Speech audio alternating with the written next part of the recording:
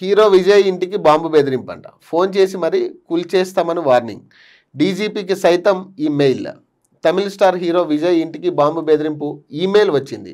శనివారం రాత్రి విజయ్ సభలో తొక్కిసలాట జరిగి 39 మంది మరణించిన నేపథ్యంలో విజయ్ ఇంటికి పోలీసులు బందోబస్తు ఏర్పాటు చేశారు. అయినా సోమవారం ఉదయం 9:30 గంటల ప్రాంతంలో చెన్నైలోని ఈసీఆర్ నీలన్కారిలోని విజయ్ నివాసంలో బాంబు పెట్టినట్లు దుండగులు ఆ రాష్ట్ర డీజీపీ ఆఫీస్కు ఈమెయిల్ చేశారు. అలాగే విజయ్ ఇంట్లోని టెలిఫోన్కు కాల్ చేసి మరీ కొద్దిసేపట్లో ఇంటిని కూల్చేస్తున్నామని బెదిరించారు. అప్రమత్తమైన అధికారులు హుటాహుటిన బాంబ్ స్క్వాడ్ తనిఖీలు నిర్వహించారు.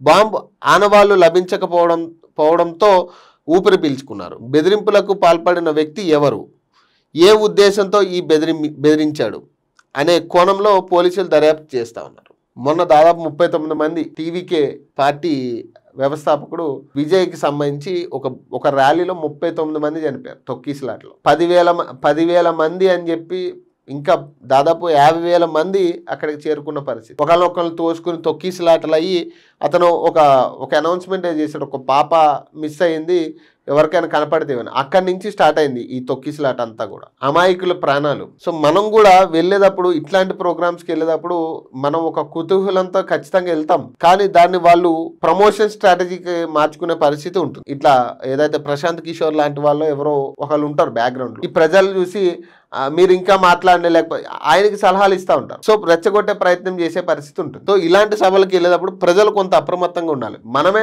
అవాయిడ్ చేసే పరిస్థితి ఉండాలి ఖచ్చితంగా. 39 మంది ప్రాణాలంటే మాటలు కాదు కదా.